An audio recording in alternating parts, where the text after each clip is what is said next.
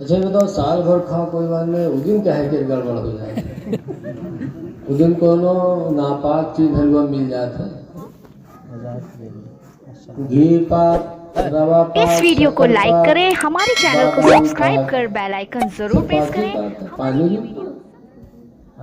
अल्लाह फरमाता या अय्युहल्लज़ीना आमनू कुलू मिन तय्यबाति मा रज़क़नाकुम, ऐ ईमान वालों वो पाक चीज खाओ जो हमने तुमको अता किया है। सुभान अल्लाह, सुभान अल्लाह, सुभान अल्लाह, सुभान अल्लाह। लेकिन सामने रख के जहाँ फातिहा पढ़ो गड़बड़ हो जाती है कि जाते हो कि नहीं जाते। हमारे खन्ना बुरवा गांव में है बाबा हैं, तो झूठ बहुत बोले थे तो गांव में उनका नाम है जुठारी बाबा रखते हैं। जुठारी बाबा, बाबा तो कई मेरे होते गाँव में है दज्जाल में, तो बाबा रहे तो झूठ बहुत बोलते रहे तो गाँव वाले उनका नाम जुठारी बाबा रख दिए। एक मरतबा 3-4 ठोरे गए उनके पास, कौन मेर गए, उन्हीं लोग गए जिनका उससे तकलीफ रहा था फातिहा वाले से। गए कहा लगे हाँ जुठारी बाबा, ये सामने रख के जो फातिहा हो थे खाना का वहाँ कबर में जाते मुर्दन के कबर में, तो जुठारी बाबा जाहिल आदमी तो कहीं हाँ भैया रखा था तो जेते हुए, तो कहीं जात हुए तो खाई तो हुई है, तो जुठारी बाबा कहीं हाँ भैया जे तो खाइबे कहीं, तो कहीं खात हुए तो हग तो ही है। अब आदमी के दिल में खुदा का डर नहीं तो कुछ भी कर सकता है, कहीं मुर्दा खात हुए तो हग तो ही है, तो जुठारी बाबा कहीं हाँ भैया जब खाइए तो हगवे करेंगे, तो कहीं तोरे मुर्दन के कबर में बड़ी गंदगी रहा थे। जुठारी बाबा कहीं गंदगी नहीं रहा था, कहीं का है कहीं हमारा मुर्दा पावत है, खात है, अगत है, और तुम्हारा मुर्दा कुछ पावत नहीं तो दौड़ दौड़ वही सफा किया जैसे को तैसे जवाब। अरे सामने खाना रख करके फातिहा की जाती है,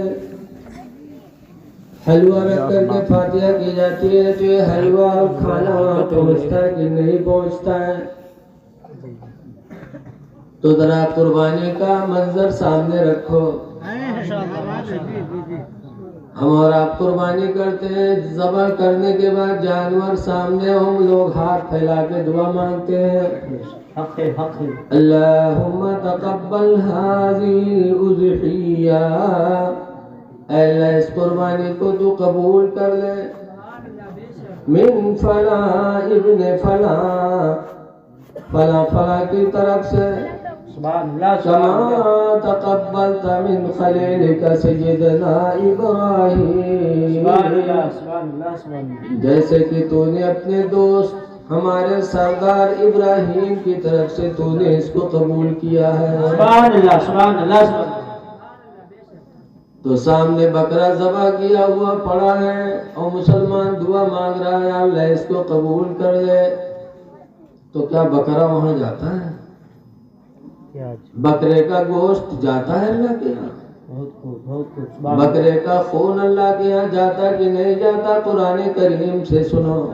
सुभान अल्लाह, सुभान अल्लाह, सुभान अल्लाह। अल्लाह फरमाता है लन यनालल्लाह लुहूमुहा, हरगिज़ अल्लाह के यहाँ उसका गोश्त नहीं जाता, वला दिमाउहा, और न तो कुर्बानी के गोश्त का खून पहुँचता, न गोश्त अल्लाह के यहाँ जाता न उसका खून जाता, वलाकिन यनालहु तक़वा मिनकुम, लेकिन सिर्फ तुम्हारे दिल की नीयत वहाँ जाती है। सुभान अल्लाह, सुभान अल्लाह। दिल की नीयत, दिल की परहेजगारी अल्लाह के यहाँ जाती है। तो ऐसे ही हम शीरीनी खाना सामने रख करके फातिहा करते हैं, तो खाना शीरीनी रब की बारगाह में नहीं जाता बल्कि हमारी दिल की नीयत जाती है। सुभान अल्लाह, करना चाहिए। वैसे करने का जश्न पूरी दुनिया में हो रहा है बेशक। सुभान अल्लाह। आखिर इनको मर्तबा क्यों मिला? अभी हमारे हजरत मुफ्ती अब्दुल मोहित साहब किबला ने बताया, यही नाम है उनका ना। क्यों, ये भी बताया कि माँ की वजह से नबी का चेहरा नहीं देख पाए, लेकिन हुजूर अपने विसाल के वक्त हजरत वैसे करनी को याद फरमाया। सुभान अल्लाह। सहाबा बैठे थे, हुजूर ने सहाबा से फरमाया, मेरे सहाबा सुन लो, इन्ना रजुलन खैरुम मिनत ताबिईन, बेशक ताबिईन में नबियों के बाद सहाबी आते हैं और सहाबी के बाद ताबिई आते हैं। बेशक ताबिईन में सबसे अच्छा आदमी कौन है? युकालो लहू ओवैस, सरकार फरमाते जिसको दुनिया वाले ओवैस कहते हैं, सबसे अच्छा इंसान है। वकान बिही बियादुन, और उसको सफेद दाग था, वलाकिन यशफाहुल्लाहु बिखिदमति उम्मिही, लेकिन माँ की खिदमत की वजह से अल्लाह ने उन्हें शिफा अता फरमा दिया। सुभान अल्लाह, सुभान। जिस बीमारी का इलाज कहीं नहीं, वो बीमारी का इलाज माँ की दुआ में। अच्छा बताओ, जो नाबीना अंधा हो, कोई अंधा के आँख देख लिए, कोई अस्पताल है कि अंदर की आँख सही हुई? बोलो भाई, रतौंधी आवत हो तो आँख सही हुई जी, मुठिया बिंद हो जाए तो डॉक्टर है, आँखें हुई चली जाए तब कोई डॉक्टर नहीं। लेकिन हजरत इमाम मोहम्मद बिन इस्माइल बुखारी सुभान अल्लाह नाबीना पैदा हुए, मादरदार अंधे, हुजूर की हदीसों को याद किया, कई लाख हदीसें याद की, हजार नहीं कई लाख। और याद करने के बाद एक दिन दिल में सोचा कि जब तक जिंदा रहूंगा कोई पूछेगा बता दूंगा, मेरे मरने के बाद ये हदीसें उम्मते मोहम्मदिया तक कैसे पहुंचेंगी। सुभान अल्लाह, सुभान अल्लाह। तो दिल में इरादा आया कि ला किताब लिख दे, एक जगह जमा कर दे, और लिखने के लिए आंखों में रोशनी चाहिए। तो गए माँ के पास, कहने लगे, ऐ मेरी माँ, आप जानती हैं कि बड़ी मेहनत से मैंने अपने पैगंबर की हदीसों को याद किया, जब तक जिंदा रहूंगा लोग पूछेंगे बताता रहूंगा, लेकिन मेरे मरने के बाद वो हदीस उम्मत मोहम्मदिया को कौन सुनाएगा। इसलिए मेरी माँ, मेरा दिल चाहता है कि उन हदीसों को एक किताब में जमा कर दूं, लेकिन लिखने के लिए आंख में रोशनी चाहिए। तो माँ ने कहा, बेटा अगर ये नेमत तेरे नसीब में होती तो अल्लाह तुझे नाबीना थोड़ी बनाता, कैसे कर सकते बेटा, आँख की रोशनी नहीं है। इमाम बुखारी कहते, मेरी माँ, तो मुझे मालूम है कि मेरी आंखों में रोशनी नहीं है, मादरजाद अंधा हूँ, लेकिन मुझे ये यकीन है कि अगर तुम दिल से दुआ कर दोगी तो अल्लाह ताला मेरी आंखों की गई हुई रोशनी वापस फरमा देगा। सुभान अल्लाह, सुभान अल्लाह, सुभान अल्लाह। माँ ने कहा, बेटा अगर ऐसी बात है तो मैं अपने रब से जरूर दुआएं करूंगी। रात में इमाम बुखारी की माँ ने वजू बनाया और 2 रकात नमाज अदा करके अपने रब से दुआ मांगी, तो अल्लाह ताला ने इमाम बुखारी को बीना बना दिया। सुभान अल्लाह, नारे तकबीर, नारे रिसालत, हजरत अल्लामा मौलाना मुफ्ती रफीक आलम खन्नापुरी, अज़मते वालिदैन, नारे तकबीर। और उन्होंने बुखारी शरीफ लिखा, जो दुनिया में इस वक्त कुरान करीम के बाद कोई किताब ऐसी है ही नहीं जो कुरान के बाद बुखारी से अफजल है, सबसे बेहतर बुखारी। तो ऐ लोगों, जश्न वैसे करनी से इबरत हासिल करो, आप भी अपनी माँ की खिदमत करो, माँ से दुआएं करवाओ, तो इंशाअल्लाह जो मुश्किल कहीं नहीं आसान हो सकती वो माँ की दुआ से आसान। बेशक हक है, हक है। सुभान अल्लाह, सुभान। माँ बाप की दुआ। लेकिन अभी हजरत मुफ्ती साहब बता रहे थे कि माँ की खिदमत करो, पीर के पैर थोड़ी लिखा है, लेकिन अब्बा के पैर कोई न दबाई, अम्मा पैर न दबाई, और पीर आए तो 10 मुरीद पैर दबाई, अल्लाह जाने का दबावा करता। और मुरीद अत्ता बड़ा काहिर की, पीर अत्ता बड़ा काहिर के पैर फैलाए गए, 10 थोड़े दबावत है, अल्लाह जाने 100 बीघा जोत की आवत है। इतने बड़ा जब पीर काहिल होगा तो दीन का काम उससे होगा। काहिली तरक्की का सबब नहीं है, काहिली बर्बादी का सबब है। जो इंसान काहिली किया नीचे चला गया। दूठोरे काहिल है तो दोनों काहिल जात रहे हैं, रास्ता में एक बैल की बिरवा लेकिन पकी पकी बैल लाग रहे हैं और थके रहे बहु के नीचे लेट गया। और दिल में मेरे सोचा था कि उन्होंने आवत तो तूर के हमका खवाए दे तो खाई ली। अत्ते में एक बैल गिरी तो वो बार पहले सोचा कि कोई आवत तो उठा के मुंह में रख दे। अत्ते बड़े काहिल की बैल नहीं उठा पाओ। एक मुसाफिर गुजरा तो दोनों कहिलन में से तो कह रहे धरारी बैरिया में मुंह में उठा के दे, तो मुंह में उठा के रख इस तरह जाएगा तो कह इधर लौट, ये मेरे मुंह से बीवा को निकाली रे। वो लौटा 2 लात मारी से कहीं सारे बीओ मुंह से नहीं फेंक सका था तो दोसर का काहिल लेता रहा कहीं और 2 लात मार। अब मेरे मुंह पर कुत्ता मुतत रहा है तो इसे कहीं तरह भगाए दे तो नहीं भगाए। ऐसे ऐसे काहिल होंगे तो क्या दीन का काम होगा। आएंगे और दावत खाएंगे, पैर दबवाएंगे और उसके बाद नजराना लेके चले जाएंगे। पीर उसे नहीं कहते, पीर रोशन जमीर को कहते हैं। जिसका दिल इतना रोशन हो कि अपने मुरीदों के हालात को देख सके कि बैठा हो बरेली में और मुरीद की हालत को देखता हो। जैसे हजरत महबूब इलाही निजामुद्दीन औलिया दिल्ली में थे तो पानीपत कितनी दूर है दिल्ली से, काफी दूर है पानीपत। वहां से कुछ लोग कुछ कलंदर चले हजरत महबूब इलाही की दीदार के लिए। घर से जो खाना पीना लेके चले रहे हैं, पैदल के रास्ता रहे, सब खर्च हुआ, पैसों खर्च खत्म, सब कुछ खत्म। अब भूखन मरे लगे, रास्ता चलने की ताकत नहीं। गिलास लिया यहाँ तक कि इतनी तकलीफ हुई भूख प्यास की कि कलंदरों को एहसास हुआ कि अगर अब हम मुर्दार नहीं खाएंगे तो हमारी जान नहीं बचेगी। तो रास्ते में एक मुर्दार बैल पड़ा रहा है, वह जुट के 3 चारों 5 काट काट के गोश्त भून भून के थोड़ा थोड़ा खाएं, जान में जाने। बहरहाल फिर चले दिल्ली पहुंचे महबूब इलाही के दरबार में। कहा हुजूर हम पानीपत से आए हैं आपकी जियारत के लिए। तो हजरत ने अपने बावर्ची से कहा कि मेहमान आए, इनको खाना खिला। जब बावर्ची खाना लेके गया रखा तो कलंदरों ने कहा हटा इस खाने को कि इतना लंबा सफर करके हम यही खाना खाने के लिए। तो खादिम ने आके बताया कि हजरत तो कह रहे हटाया खाना, क्या यही खाना खाने के लिए इतना लंबा सफर करके हम आए। तो महबूब इलाही कहते हैं कि ठीक है, मेहमान है, दूसरा खाना बना दिया। दूसरा खाना बना के दिया तो उसको भी कलंदरों ने हटा दिया। आए बताया कि हजरत उसको भी हटा दिया। लेकिन महबूब इलाही को अपने मेहमानों पे जलाल नहीं आया, क्योंकि मेहमान की इज्जत करना मेरे नबी ने ईमान की पहचान बताई।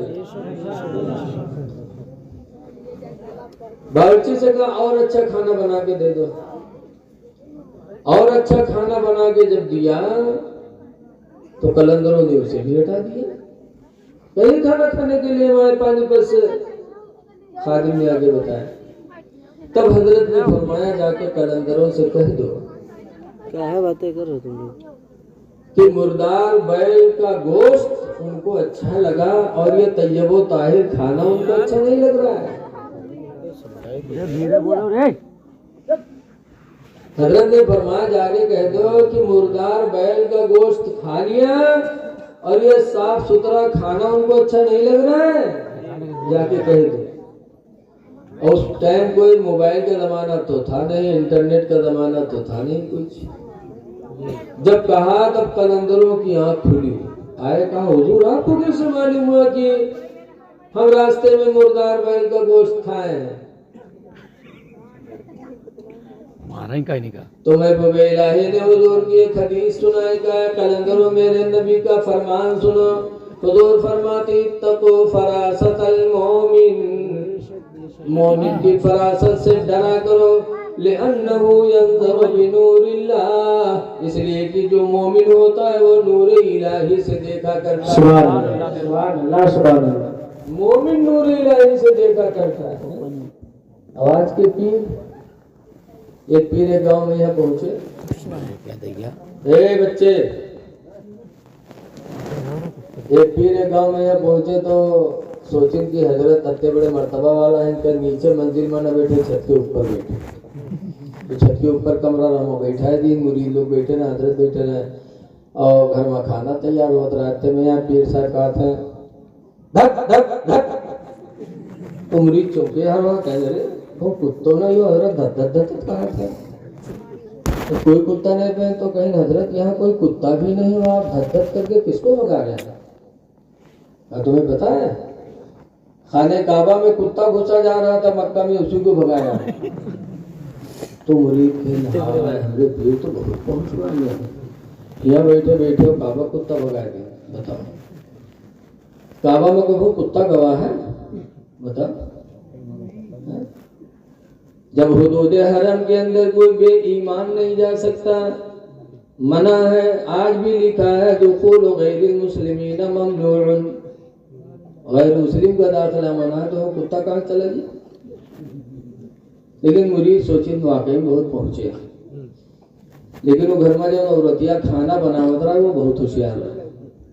जब खाना बन के तैयार हुआ, दस्तरखान सजा, तो सबके आगे प्लेट, अब तो डोंगा चला थे, पहले डोंगा वोंगा नहीं रहा है, प्लेट में खाना लगा लगा के औरतिया भेजे लगा। एक प्लेट में आधे लंग चावल, आधे लंग गोश्त, आधे लंग चावल, आधे लंग गोश्त, सबके सामने पठे। तो पीर साहब की चीजें पठे, तो पीर साहब के टठिया में गोश्त नीचे ऊपर से अब लेकर लगे। उसके बाद फिर बिस्मिल्लाह किया जाए, तो पीर साहब सबके पठे सबके गोश्त भात रहा है, हमसे भी भात धरा है, तो बोल नहीं पाए शर्म मारे कुछ। फिर कहें कि हजरत बिस्मिल्लाह किया जाए, तो फिर यह बढ़ देते कि अब समझ जाए, अब ले आवे को सो हमरे करते। फिर औरतिया कहते अरे हजरत बिस्मिल्लाह करो ना, तब पीर साहब को जला रहा है। क्या तरीका है कि मेरी वजह से जिनको दावत मिली उनको गोश्त और चावल दिया, मेरे प्लेट में सिर्फ चावल ही रख दिया। औरतिया उठे कुछ रहा दहजरा वाले तो का काबा के कुत्ता दिखाई पड़ गया, भात के नीचे गोश्त नहीं दिखाते तू इतना कुचरा मारे, इसकी पीर वही दिन से गांव छोड़ दिए। तो ऐसे ऐसे दज्जाल टहला करते हैं, पीर रोशन ज़मीर होता है। इसीलिए गौसे आलम फरमाते हैं नजर तो इला बिलादिल्लाहि जमा, मैं पूरी दुनिया को ऐसे देखता हूँ कखर दलतिन अला हुक्म इत्तिसाली, जैसे रई का दाना मेरे हाथ पे रखा। सुभान अल्लाह, सुभान अल्लाह, सुभान अल्लाह। तो ऐ लोगों, अल्लाह को डरो और सही रास्ते पे आ जाओ। अल्लाह ताला कुरान में फरमाता या अय्युहल्लज़ीना आमनु दुखुलू फिस्सिल्मि काफ़ा, ऐ ईमान वालों मुकम्मल तरीके से इस्लाम में दाखिल हो जाओ। मुकम्मल तरीके से, ये नहीं कि बास चीज को मानो और बास को न मानो, मुकम्मल तरीके से इस्लाम में दाखिल हो जाओ। मुकम्मल तरीके से मतलब ये है कि नमाजें पढ़ते हो, नमाज पढ़ो, रोजा रखो, हज करो, ज़कात दो, चेहरे पे दाढ़ी रखा लो, उन चीजों को अदा करो जिन चीजों के बारे में मेरे नबी ने फरमाया है। सुनो मुकम्मल तौर से, हदीस पाक में हुजूर फरमाते फक्कुल असीरा, ऐ लोगों कैदी को रिहा कराओ। कोई जेल चला गया हो, किसी पर मुकदमा चलना हो तो उसको रिहा कराओ। और आज हम लोग नमाज पढ़ते हैं और दूसरे पे मुकदमा करते हैं, रोजा रखते हैं, ज़कात देते हैं, दूसरे को जेल भिजवाते हैं। और अगर कोई कहीं जेल भिजवाए पेन पुलिस के दलाली के तो मुझे ताव देते हैं, कहते देखो हम फलनवा के अंदर करा दिया।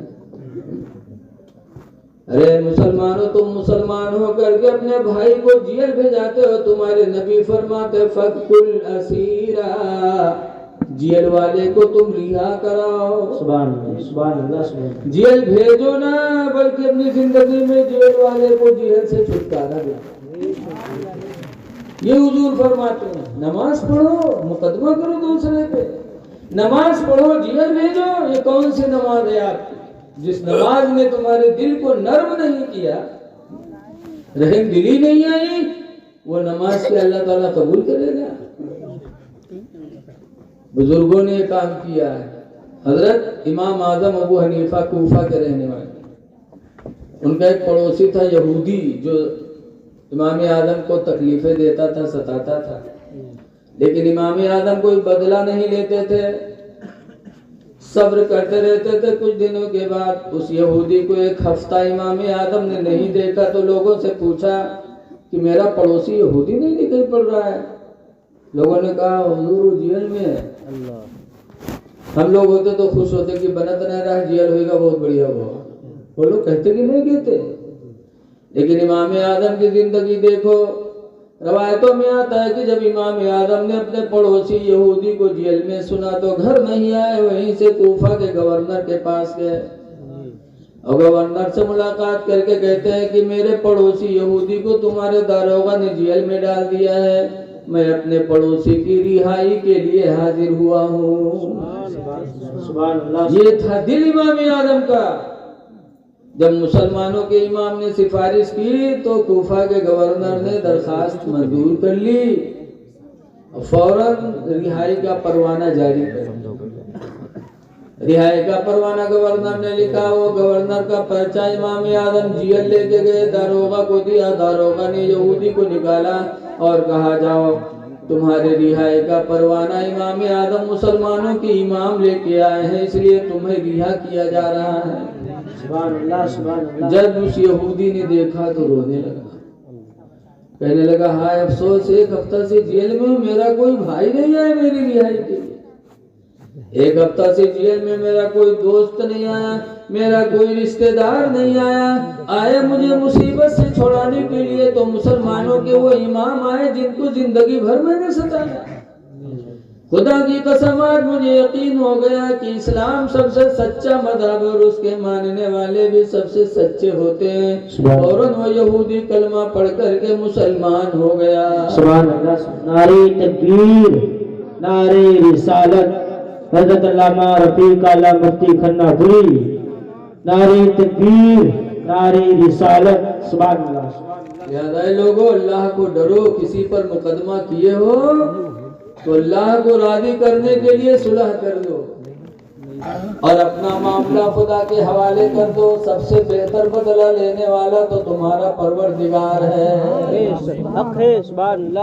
इसीलिए हजरत इमाम हसन मुश्तबा को, इमाम हसन को जब जहर दिया गया और खून की उल्टी इमाम हसन करने लगे, जब खून की उल्टी होने लगी तो इमाम हुसैन गए, कहा भाईजान क्या हुआ, खून की उल्टी आ रही है आपको?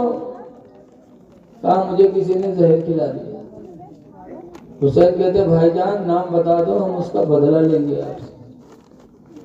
इमाम हसन फरमाते हुसैन मैंने अपना पूरा मामला खुदा के हवाले कर दिया। हुसैन तुमसे बेहतर बदला लेने वाला तो मेरा परवरदिगार है। सुभान अल्लाह, सुभान अल्लाह। ये इमाम हसन ने फरमाया, ऐ मुसलमानों लड़ो ना, मुकदमा न करो, जेल न भेजो, कोई ज्यादती कर रहा है तो सब्र कर लो और अपना मामला खुदा के ऊपर छोड़ दो। खुदा से बेहतर फैसला करने वाला कोई नहीं। सुभान अल्लाह, सुभान अल्लाह। मुकदमा न करो किसी पर, जेल न भेजो। लेकिन आज चाहे जितना समझाओ, अभी शायद 1 महीना हुआ हो, सीतापुर में तकरीर कर रहा था थान गांव के पास। ऐसे मर्दों का मजमा था, इधर औरतों का मजमा था।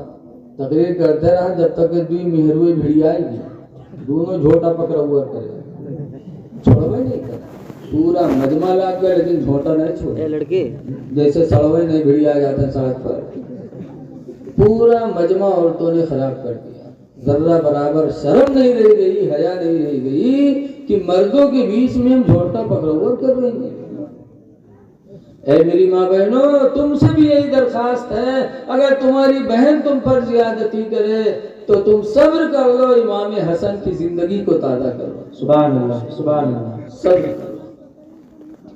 अल्लाह कुरान में फरमाता वला तनाज़उ वला तफशलू, झगड़ा न करो, फूट पैदा न करो, फतज़हब रिहुकुम, कि तुम्हारी ताकत खत्म हो जाएगी, वस्बिरू, सब्र किया करो, इन्नल्लाह मअस-साबिरीन, बेशक अल्लाह ताला सब्र करने वालों के साथ है। सुभान अल्लाह, सुभान अल्लाह, सुभान अल्लाह। जमीन का भी मामला है, बित्ता खान के लिए लड़ाई न करो, दे दो उसी को। लिखा है जो दुनिया में एक बार इस जमीन किसी पर कब्जा करेगा, किसी का मारेगा, तो एक बार जमीन सातों तबक कयामत की दिन अल्लाह उसके गर्दन में डालेगा, सुभान अल्लाह, तब बना के डालेगा, फरमाएगा ले तेरी जमीन है, ले ले। इसलिए ऐ लोगों सब्र करो। कोई ले रहा है तो दे दो, एक बार इसमें तुम्हारा कुछ नहीं हो जाएगा, लेकिन झगड़े न करो, कत्लो खोरेजी न करो। बहुत अच्छी गुफ्तगू। लेकिन चाहे जितना समझाओ आज का इंसान मानता नहीं है, चाहे जितना समझाओ तकरीर रस्मन सुनेंगे, अब भाई कुछ हो जाए बात उटक पटक चालू। आज के आदमियों की तो मिसाल वैसे जैसे बताते हैं कि एक प्राइमरी स्कूल चल रहा है, तो मैं मास्टर साहब लड़कन पढ़ाओ रहा है, तो कौन लड़का गलती की है तो मास्टर साहब डांटेंगे, करेगा दे हम लोग गदा वदा कहेंगे। जब मास्टर साहब डांटे लगेगा दे, तो स्कूल के पीछे से एक धोबी जाता रहा, धोबी वो सुनिस तो चौंका, कहीं कहाँ का स्कूल में गधा पढ़ा था, मास्टर साहब कहते हैं गधे, तो धोबी वो लौट गया, लौट के गया स्कूल में, मास्टर साहब का से कहा था मास्टर साहब का आपके स्कूल में गधान के पढ़े होते हैं, वो गुस्सा में बैठे रहे, कहीं ना होता है, तो कहीं तो हम लोग गधा पढ़ाए के कहीं चले आओ, वो गुस्सा में कहना धोबिया सही जाने से भगवा पर गधा खोल लावा, खोल के लावा स्कूल में मास्टर साहब के सामने ठड़िए, इसके लिए नाम लिख लिया, तो कलम वलम चलाई, कहीं जा नाम लिख लिया, तो कहते फीस, तो कहीं 300 रुपया, तो 300 रुपये दे दिए, तो क्या पूछा था मास्टर साहब कितने दिन में पढ़ाए देगा, कहीं जा 6 महीने पढ़ाए देगा। धोबी हुआ चला हुआ घरे, खुश खुशी ठिकाना नहीं कि हमारा गधा पढ़े तो 6 महीने में पढ़ी जी, और मास्टर साहब गधा कस के पढ़ा हुआ, इंसान का पढ़ाई नहीं मिला था, गधा कैसे पढ़ी है, तो गधा हुआ का लिंग बेच मास्टर साहब 300 रुपया के, तो उनके तो 3 दूनी 600 वसूल हुई, और धोबी घरे सोचे कि हमारा गधा पढ़ा था 6 महीने पढ़ेगी। जब 6 महीने पुरियाने तब धोबी हुआ रस्सी वस्सी ले सोचिस गई जो गधा हुआ बांध रही है तो पढ़ेगा, तो रस्सी वस्सी लेके गए स्कूल में, कहीं मास्टर साहब गधा हुआ हमारा पढ़ेगा, भेजा होगा फलाने थाना कोतवाल बनवा दिया जाए, तो धोबिया बहुत खुश कि हमारा गधा ले पढ़ के कोतवाल भी का थाने, तो रस्सी वस्सी लेके का कोतवाली में यहाँ वहाँ के बाद दरवाजे ठाड़ लोगों से पूछा था भैया कोतवाल साहब कहाँ हैं, लोग वतन मध्य बैठे रहे कोतवाल साहब, तो धोबिया कोतवाल साहब का रस्सी देखा कहे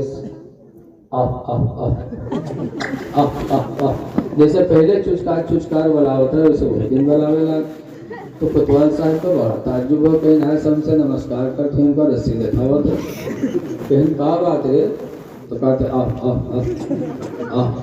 बहुते कोतवाल साहब गए और 2-3 लात मारी धुबीवा, जब 2-3 लात मारी धुबीवा गिरा, तब कहते अच्छा भैया हाथ धोइए, तो का लिखा पढ़ा कोतवाल बनवा दिया, लेकिन तो लात मारे वाली आदत नहीं गई, तू रही गए गधा है गधा, वह भी मोड़े आगे कोतवाल साहब। तो बताते हैं जैसे गधे की आदत है लात मारने की, चाहे जितना शरीर हो लेकिन लात मारी जरूर, ऐसे ही आज का इंसान है, इतना झगड़ीलू हो गया है कि चाहे जितना समझाओ, ऐ मुसलमानों आपस में इख्तलाफ न करो, मिलजुल के रहो, 4 दिन की जिंदगी है, खुदा जाने किस वक्त बुलावा आ जाए, तो मरने के बाद तुमको कोई बुरा न कहे।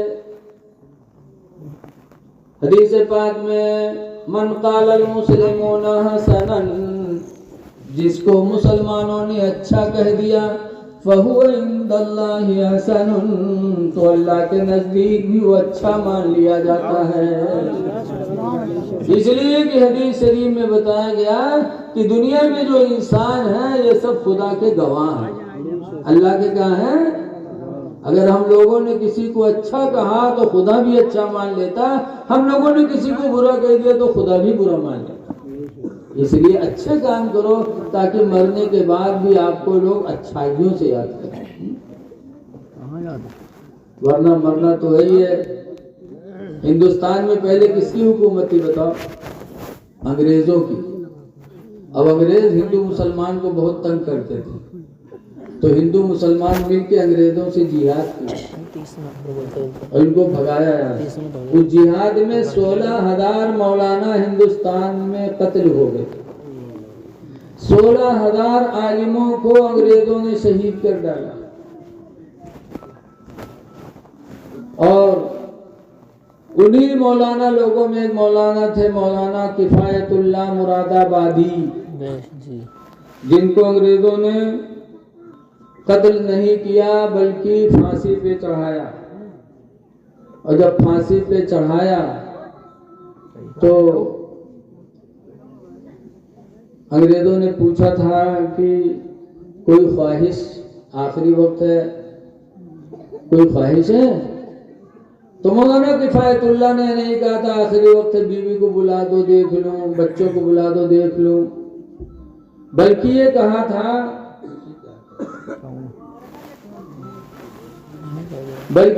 था कि कुछ शेर कहना चाहता।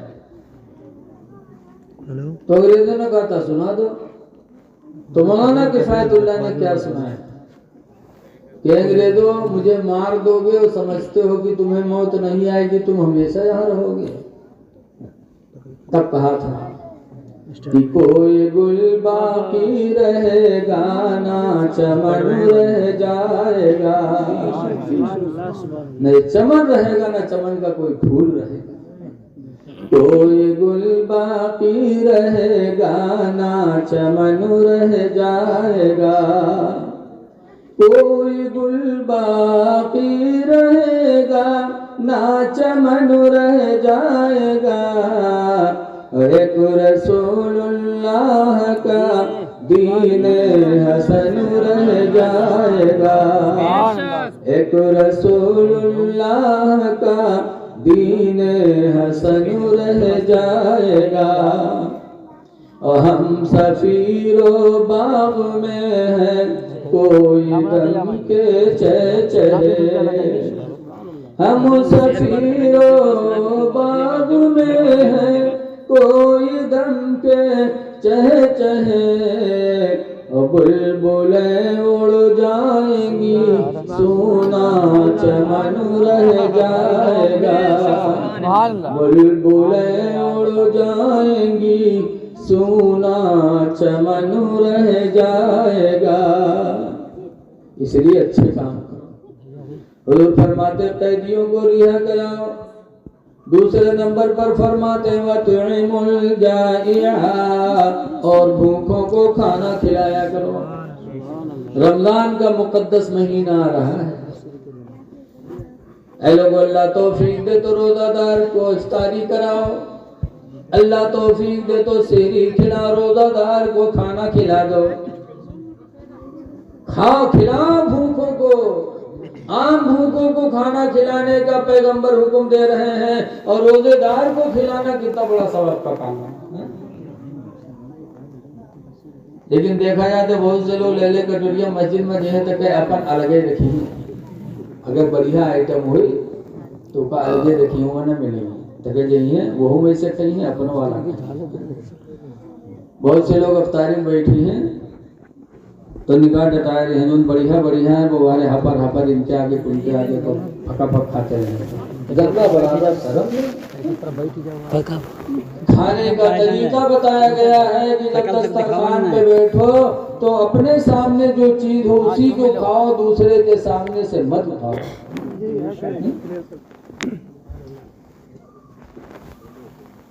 दूसरे का हक न मारो, भूखे को खाना खिलाओ। रमजान का महीना आ रहा है, रोजा रखो, आज बहुत से लोग रोजा नहीं रखते कि हम कमजोर हो जाएंगे, गोरहा रहन तो तने बदमैले हो जीवे। ऐ लोगों, रोजा रखने से कोई गोरा बदसूरत नहीं होगा, काला बदसूरत नहीं होगा, बल्कि सुनो अपने बाप आदम अलैहिस्सलाम का जमाना देखो।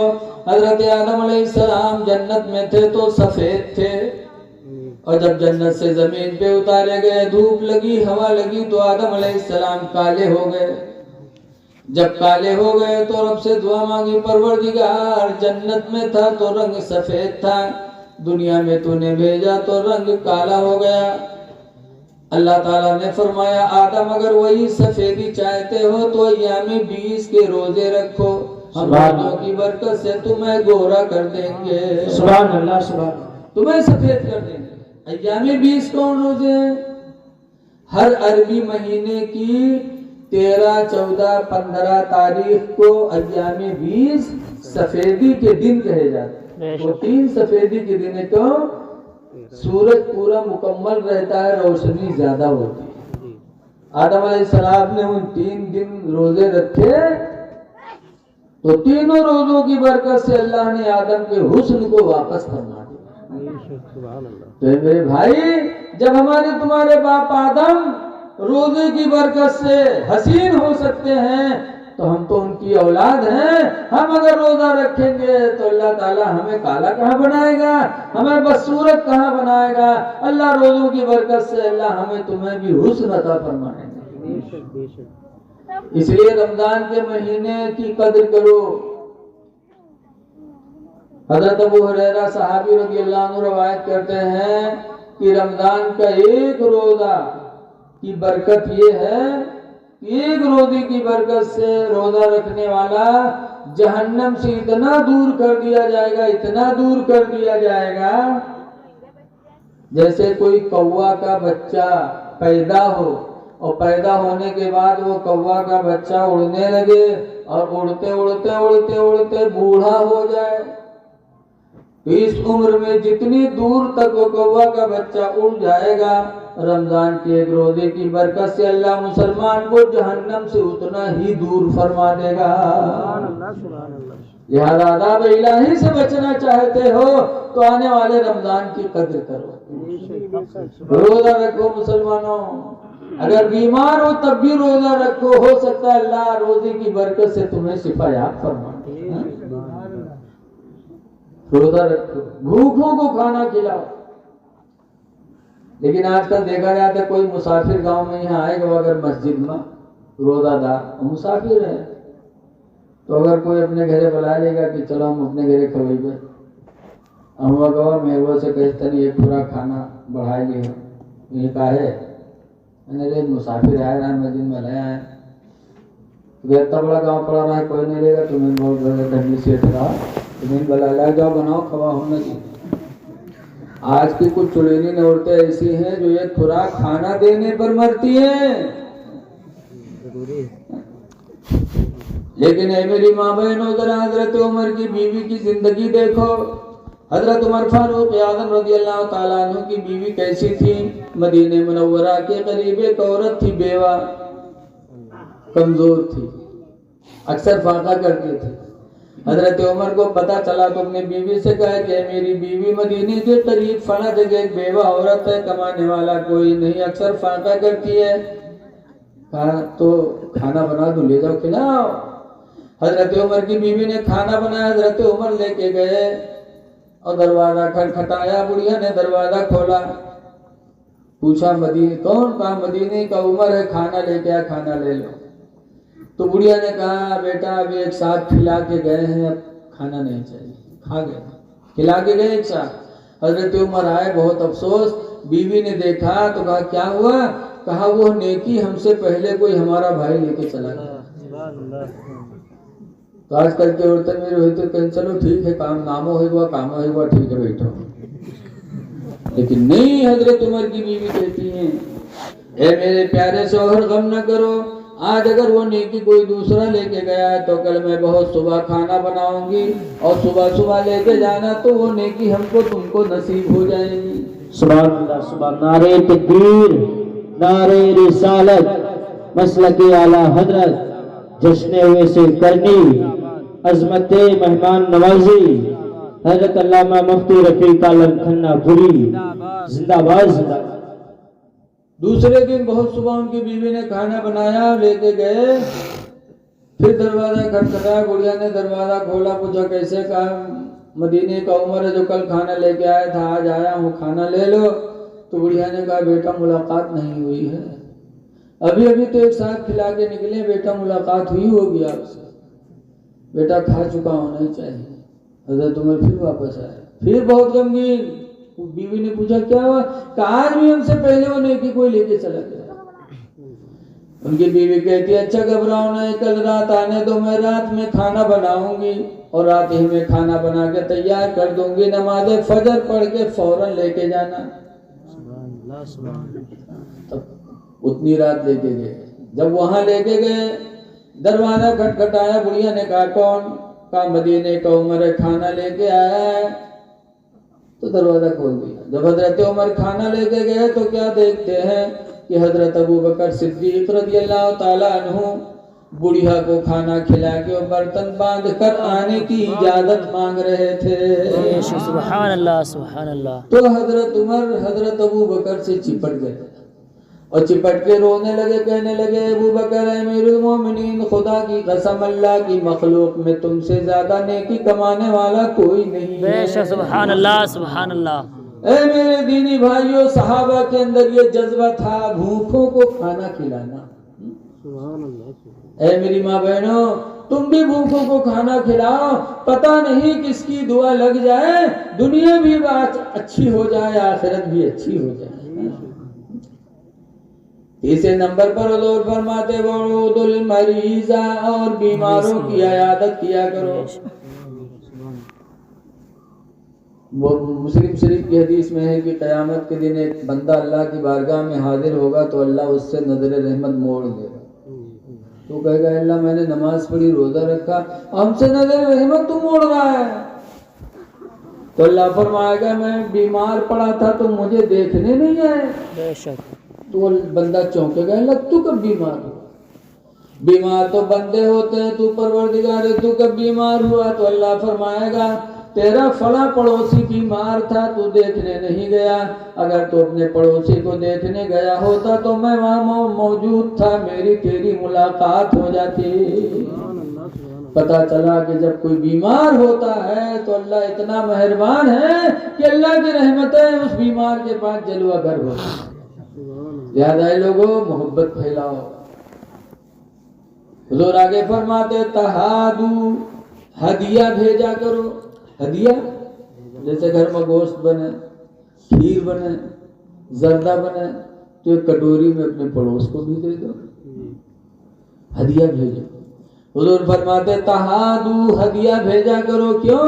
लिअन्नल हदियता तज़हबु हर्रस सदरी, इसलिए कि हदिया दिलों के जलन को दूर कर देती है, दिलों से हसद को हदिया निकाल देती है। जब तुम अपने पड़ोसी के यहाँ हदिया भेजोगे तो पड़ोसी के दिल में अगर तुम्हारी तरफ से कोई हसद जलन होगी तो हदिया की बरकत से वो हसद खत्म हो जाएगी और पड़ोसी भी तुम पर मेहरबान हो जाएगा।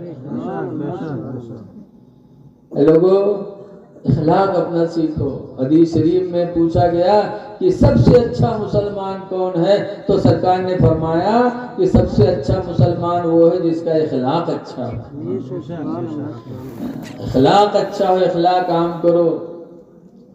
अल्लाह कुरान में फरमाता या अय्युहल्लज़ीना आमनू दुखुलू फ़िस्सिल्मि काफ़ा, ईमान वालो इस्लाम में मुकम्मल तौर से दाखिल हो जाओ।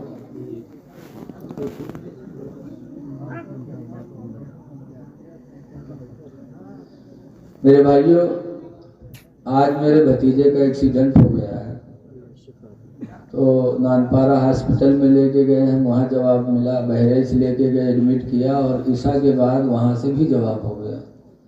उसके सर की नस फट गई है, लखनऊ लेके गए हैं।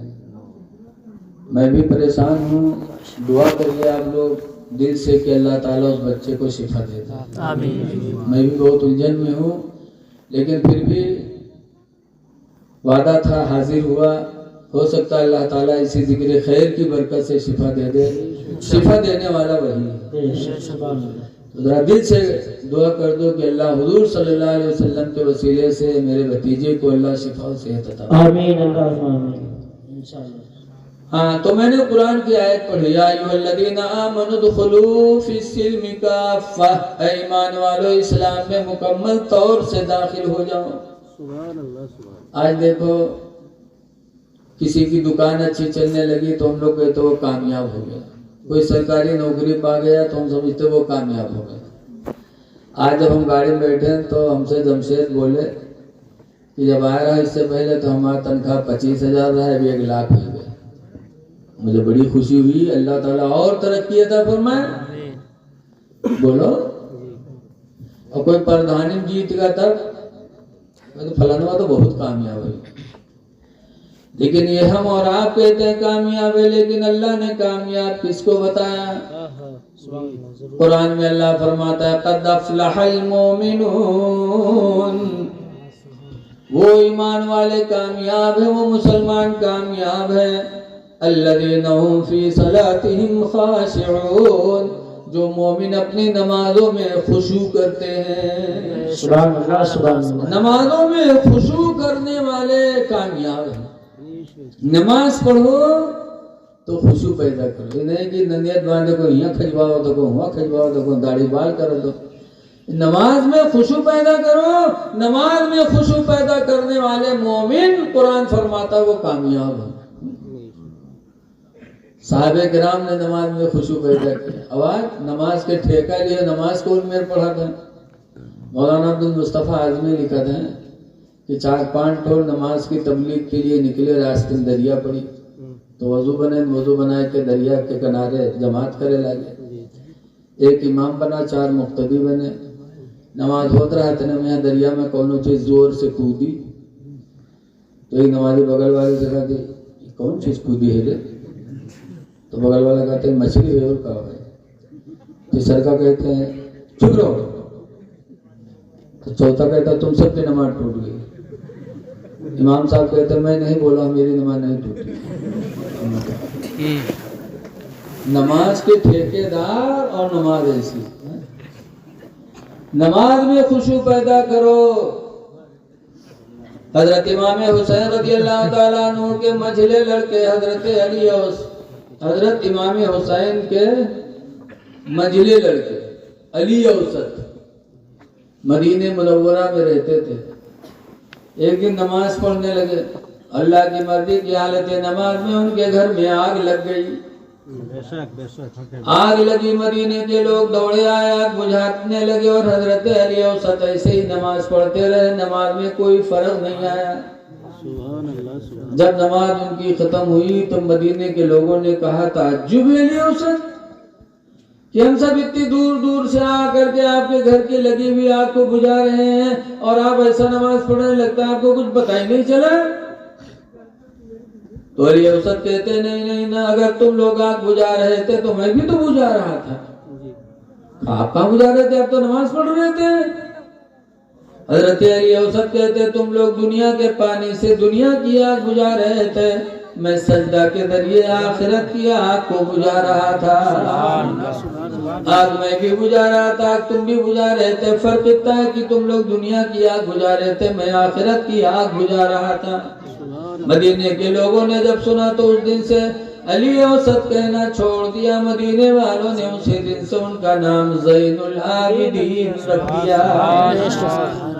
ज़ैनुल आबिदीन, आबिदों की जीनत, इबादत की जीनत है इमाम हुसैन के लड़के अली औसत। ऐ मुसलमानों, अपनी नमाज में खुशू पैदा करो।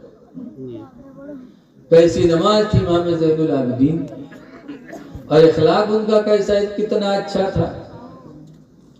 आप लोगों ने सुना हो, आज तो हम लोगों के अंदर बदले का भावना है, बदला लेंगे। लेकिन करबला वालों और नबी के घर वालों की जिंदगी सामने रखो, इंशाअल्लाह कभी बदले का जज्बा नहीं पैदा होगा। ये ज़ैनुल आबिदीन कौन है? करबला में बीमार थे, 22 साल के थे। इनके सामने भाई शहीद हुए, बाप भी शहीद हुए। और इमाम हुसैन जब शहीद हो गए तो इनकी लाश पर घोड़ा दौड़ाया जालिमों ने, जिस्म की हड्डियां टुकड़े टुकड़े की।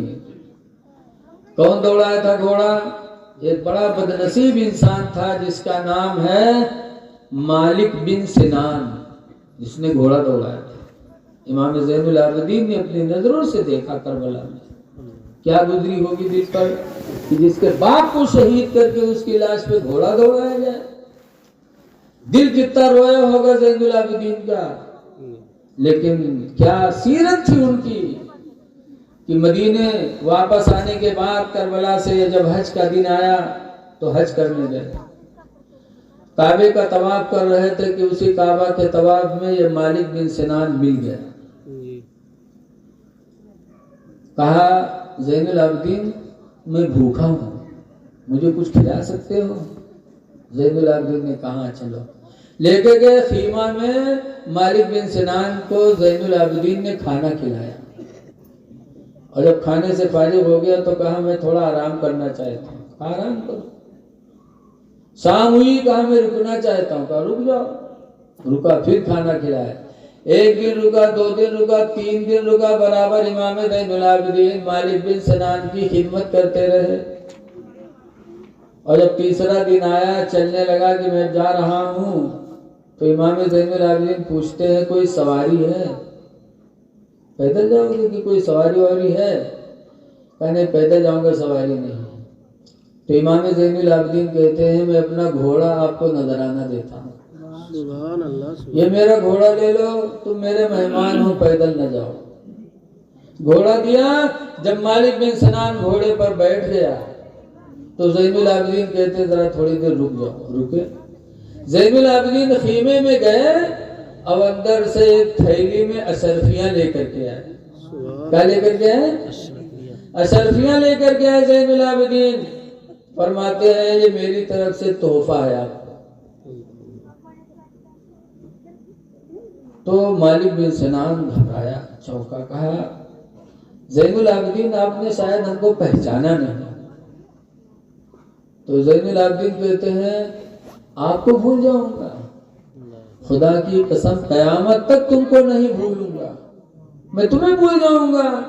मेरे नजरों के सामने मेरे बाप को शहीद किया, फिर मेरे नजरों के सामने मेरे बाप के जिस्म पे घोड़ा दौड़ाया, लाश की भी हुर्मती की, मैं तुम्हें भूल जाऊंगा। खुदा की कसम पहचानता हूँ, कयामत तक पहचानूंगा। तब कहने लगा रे ताज्जुब है, पहचान रहे हो, इसके बावजूद 3 दिन से खाना खिला रहे हो, जा रहा हूं तो सवारी के लिए घोड़ा भी दे रहे हो, जिंदगी गुजारने के लिए तोहफा भी दे रहे हो, तुमको तो बदला लेना चाहिए। तो ज़ैनुल आबिदीन कहते हैं बदला क्या? जो तुम्हारे माँ बाप ने जो तुमको तालीम दिया था, जो तुमने अपने खानदान से सीखा वो करबला में तुमने किया, और मैंने अपने खानदान से जो लिया है वो मैं कर रहा हूँ। ऐ मेरे दीनी भाई, ये थे ज़ैनुल आबिदीन कि दुश्मन के साथ इतना अच्छा सलूक, और आज हम अपने पड़ोसी भाई के साथ, अपने सगे भाई के साथ सलूक नहीं कर पाते। भाई को पहचाना, भाई भाई होता है। हदीस पाक में कुरान करीम की आयत अल्लाह फरमाता है सना शुद्दु अदुदका बिअखीका, ऐ मेरे बंदे मैंने तेरे बाजुओं को तेरे भाई से मजबूत बनाया है। तेरा भाई पैदा करके तेरे बाजू में हमने ताकत दे दी। आज के 4-5 भाई गांव में यह हो था तो उसे कोई लड़त है आगे? बोलो भाई, कहते से लड़ियो तो 5 भाई 5 लाठी है। अगर कौन हमने बप्पा के अकेले है तो जो पाव थे हम थपड़ी आ गए थे, कहते तो अकेले के है को आगे पीछे। इसलिए मैं गुजारिश करता हूँ कि अहले बैत ने दूसरों के साथ अच्छा बर्तावा किया है, तुम अपनों के साथ नहीं कर सकते हो। अल्लाह ताला अहले बैत के रास्ते पे चलने की तौफीक अता फरमाए, आमीन। आज ये कमियां क्यों हैं? हमारे आपके अंदर तालीम नहीं। तो इसलिए गुजारिश है, अल्लाह फरमाता है ईमान वालों, ईमान के अंदर, इस्लाम के अंदर मुकम्मल तौर से दाखिल हो जाओ। चेहरे पे दाढ़ी रखा लो भी मुफ्ती साहब ने भी कहा। अच्छा एक बात बताओ, रसूलुल्लाह सल्लल्लाहु अलैहि वसल्लम ने जो ये फरमाया है कस्तुस्सवारिब, मोछों को कतरवा डालो, वअफुल्लुहा, दाढ़ी को बढ़ा लो। ये किससे कहा है? मुसलमानों से कहा है ना। हुजूर फरमाते खालिफुल मुशरिकीन, ए मेरे मानने वालों मुशरिकीन की मुखालिफत करो। आलू कैफ़ नुखालिफु या रसूल अल्लाह, मुशरिकीन ने कहा अल्लाह के रसूल हम मुखालिफत मुशरिकीन की कैसे करें? तो हुजूर फरमाते हैं कस्तुस्सवारिब, मोछों को कतरवा डालो, आफुल्लुहा, दाढ़ी को बढ़ा लो। ये किससे कहा है मेरे नबी ने? सीताराम से। किससे कहा? अब्दुर्रहमान से, अब्दुल्लाह से। इसलिए लोगों, जिस नबी का तुमने कलमा पढ़ा उसी नबी का हुक्म है कि दाढ़ी बढ़ा लो, दाढ़ी रखा लो। आज या आली आली करते हैं, बोलो करते कि नहीं करते? मुहर्रम आता या आली आली हो, सुन्नी तो इमा आगे हैं, नबी से माशाअल्लाह या अली या हुसैन। लेकिन या हुसैन या अली कहने से पहले जरा सोचो तो कि इमाम हुसैन ने यजीद के हाथ पे हाथ नहीं दिया जी। कहीं काफिर था? वो काफिर नहीं था, मुसलमान था जी। हक है, सच है। हाथ पे हाथ नहीं दिया इमाम हुसैन ने, मदीना छोड़ दिया। मदीना छोड़ना पड़ा तो इमाम हुसैन ने मदीना छोड़ा, लेकिन हाथ पे हाथ नहीं दिया। वो मदीना जिस मदीने में हर मुसलमान की जाने की तमन्ना है, बोलो दुआ की जाती है, दिखा दे या इलाही वो मदीना कैसी बसती है, दिखा दे या इलाही वो मदीना कैसी बसती है, जहाँ पर रात दिन मौला तेरी रहमत बरसती है। वो मदीना इमाम हुसैन ने छोड़ दिया। मक्का गए तो मक्का छोड़ना पड़ा, छोड़ दिया। कूफा गए, जान देनी पड़ी, जान दे दी, लेकिन यजीद के हाथ पे हाथ नहीं दिया। क्यों? यजीद ने नमाजें छोड़ दी। यजीद ने उम्मत मोहम्मदिया में सबसे पहले दाढ़ी बनवा डाली थी। शराब पीने लगा था तो बेनमाजी हो गया था, दरमुंडा हो गया था, शराबी हो गया था। तो हुसैन ने हाथ पे हाथ नहीं दिया, सब कुछ तज दिया, लेकिन उसके हाथ पे हाथ नहीं दिया। ऐ मुसलमानों या हुसैन कहने वाले, अगर तुमने नमाजें छोड़ी और तुमने दाढ़ी बनवाई तो क्या कयामत के दिन हुसैन की शफाअत नसीब होगी? और जब हुसैन की शफाअत नहीं मिलेगी तो उनके नाना की शफाअत आपको कब मिलेगी? इसलिए हुसैनियों, हुसैनी हो तो नमाजें पढ़ो, वरना या हुसैन कहना झूठ होगा। हुसैनी हो तो चेहरे पे दाढ़ी रखा लो, हुसैनी हो तो शराब से बिल्कुल दूर हो जाओ। शराब व जुआ ये गंदगी है। कुरान ने साफ साफ फरमा दिया, इन्नमल खम्रु वल मैसिरु रिजसुन, बेशक शराब पीना, जुआ खेलना दोनों गंदगी है। मिन अमल शैतान, ये दोनों शैतान के काम हैं, इंसान के काम नहीं, शैतान के काम। इसलिए इन सबसे बचो, सच्चे पक्के मुसलमान बन जाओ, वरना याली याली कहने वाले दुनिया में बहुत हैं। बोलो है कि नहीं? मौलाना अब्दुल मुस्तफा आजमी एक वाकया लिखे हैं, अगर घबराए न हो तो बताएंगे। एक याली याली कहे वाला रहा, बताते हैं मौलवी साहब रहे तो पढ़ावे नहीं जाए, घर में पड़े रहे, पलंग पर पड़े रहे तो लोग घर में रहा, खत्म हो गया, लड़का भूखन मरे लागे तो मौलवी कहे लागे आए रे तो घर में लेटे पलंग पर, लड़का भूखन मरे तो चले जाके हम पढ़ाओ रे, तो मौलवी कहते चुप, तो मौलवी चुप होगी। लेकिन पेट कहाँ चला जाए, दूसरे दिन फिर मौलवी कहे लागे चले जा रे, लग वास्ते घर छोड़ दे, जाके हम पढ़ाओ रे, लड़का भूखन मरे थे तो गैरत मर गए रे, चले जा पढ़ाओ को। तो मौलवी कहा था तू हमका नहीं जाना थे, हम थूक से रुपया पैदा करी थे। कहीं हाँ अब तक तेरे थूक में असर हो तो लड़का भूखन मरती रे, ज्यादा बेगैरत चले जा कहूँ पढ़ाओ।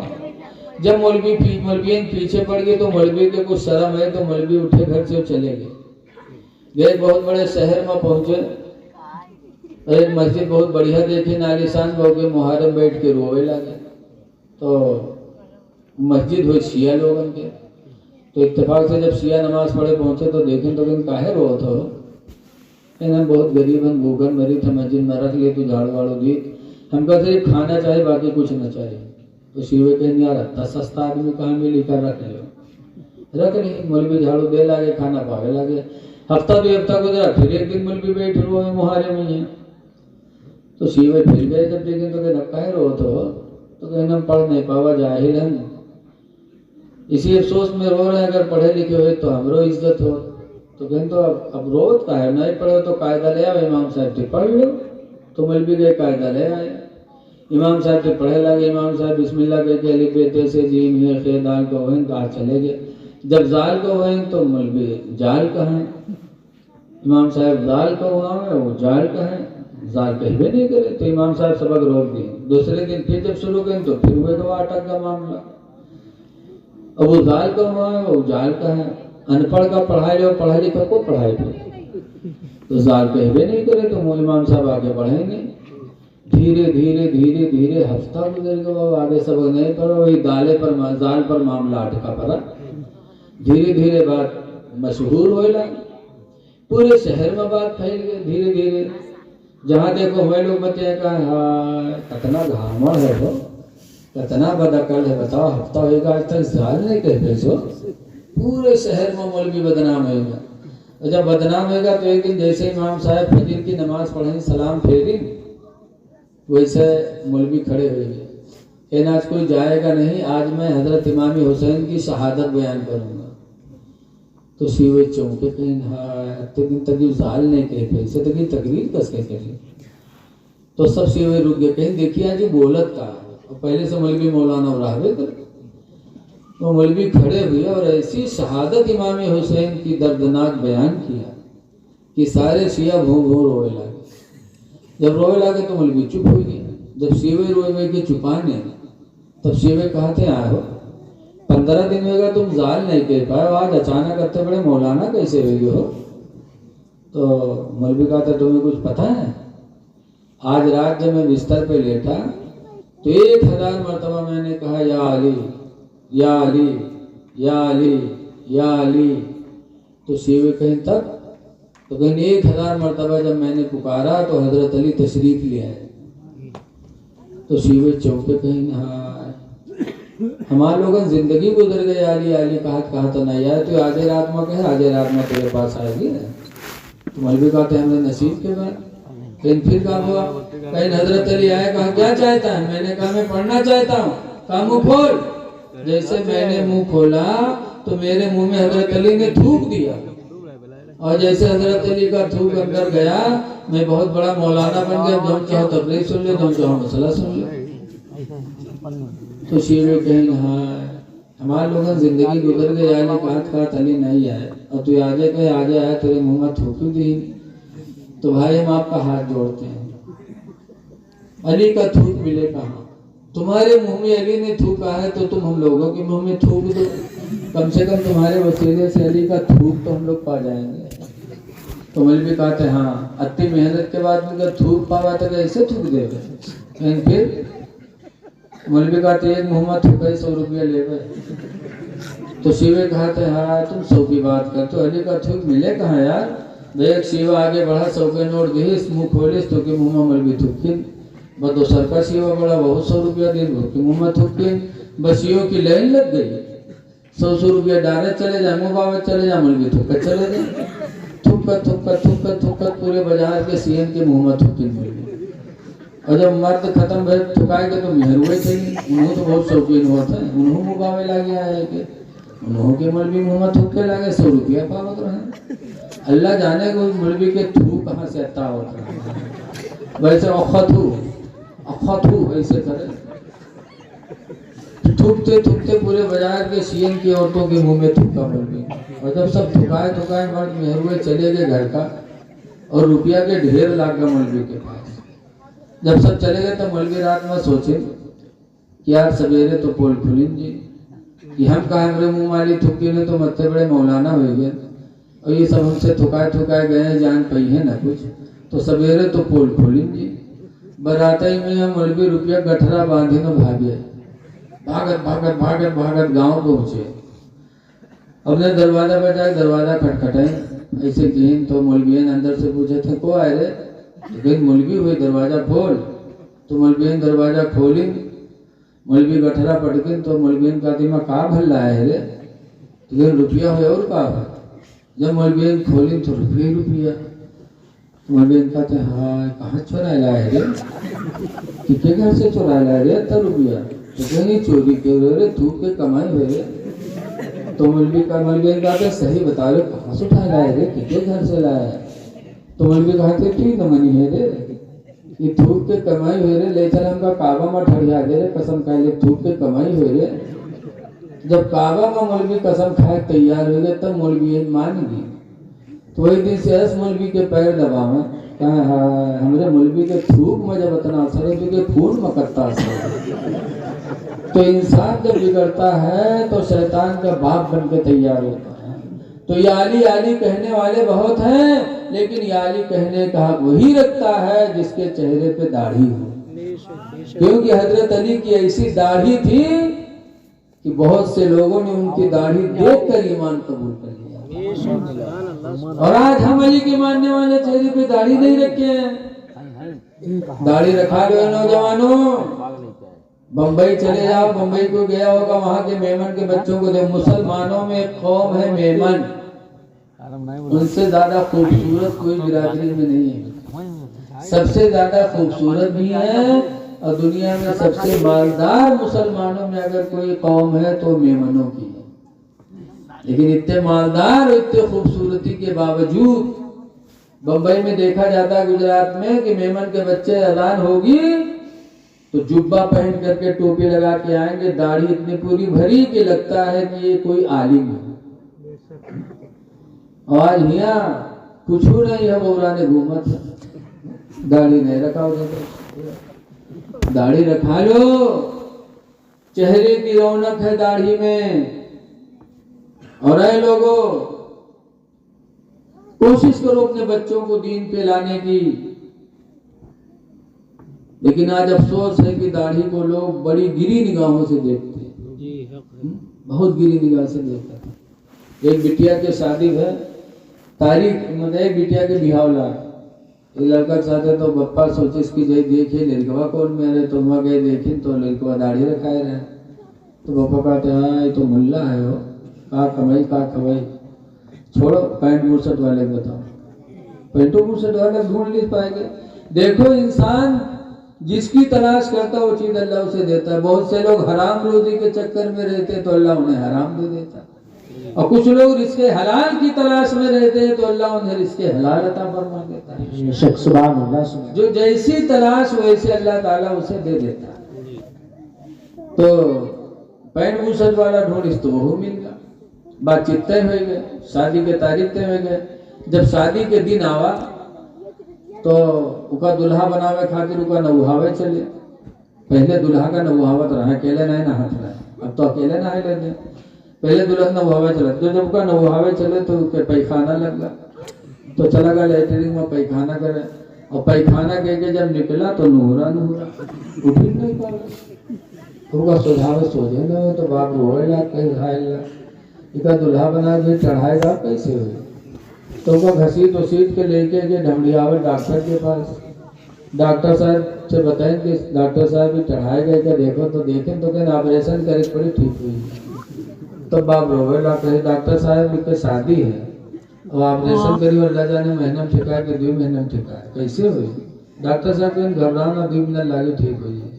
डॉक्टर साहब ऑपरेशन रूम में लेके गए और दरवाजा बंद की और 2 मिनट नहीं लगा, दरवाजा खोल दी। जब खोली तो सीधा सीधा निकला, तो सबका बहुत ताज्जुब किया, अल्लाह कौन बीमारी रहा है। 2 मिनट नहीं निकला, ऑपरेशन एक बार ठीक हो गया। तो लोग पूछा लगे डॉक्टर साहब कौन बीमारी रहे, 2 मिनट लगा ठीक होगा, ऑपरेशन हो गया। डॉक्टर साहब कहें कोई बीमारी नहीं, पैंट के बटन भूषण में लगा लिए।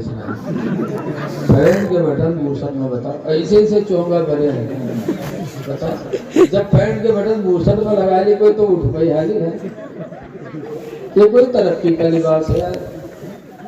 पैंट भूषण पहनना नाजायज नहीं है। जायज है पहन लो, लेकिन पहनने के बाद गुलाम नबी का तस्वुर नहीं होगा आपसे। जायज है पैंट बूशर्ट पहनना, लेकिन आज हमारे नौजवान कैसा पहनते हैं? आज पहनते हैं पैंट और शर्ट, उसके बाद पंचगाना नसीब नहीं हुआ तो जुमे में ही हजात है। जुमा बड़ी अफजल नमाज है। हुजूर ने फरमाया है कि मेरी उम्मत में जो गरीब लोग हैं, गरीबों का हज अल्लाह ताला ने नमाज जुमा में रखा है कि जब कोई गरीब उम्मती नमाज जुमा अदा करता है तो अल्लाह ताला उसे हज के बराबर सवाब अता फरमाता है।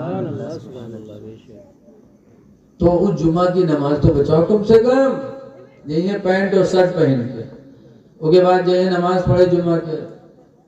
जब रुकू में है तो पैंट नीचे खसक दिए, शर्ट ऊपर चलिए, तो 2-3 अंगुल दुकान खुली, और उसके बाद जहाँ सजदा में गए बाद ही दुकान खुली। अब बताओ तुम्हारी नमाज तो गईबे की, सो पीछे जो देखा तो उसकी दिल की बताओ, उसकी भी नमाज तुम ले डूबे, अपनी भी नमाज तुम ले डूबे। ऐ मेरे नौजवानों, वो लिबास न पहनो जिससे नमाज में तुम्हारी सतरे औरत खुले। वो नमाज अदा करने गए कि बाबरकत नमाज पढ़ने गए हो, जिस नमाज के पढ़ने से अल्लाह ताला तुम्हें हज के बराबर सवाब अता फरमाता है। तो उस नमाज की तो कदर करो। लिबास अच्छा पहनो, इतना लंबा बूशर्ट पहनो कि जब तुम सजदे में जाओ, रुकू में जाओ तो तुम्हारी कमर खुले ना। हमारी माँ बहनें भी आज हैं, पहनी है नकाब, तो कमर में रस्सा बंधी, लागत है डाका डाले जाते सुल्ताना डाकू आएगी। अरे नकाब के ऊपर से कमर में पट्टा कैसा है? नकाब किस लिए इजाद हुआ है?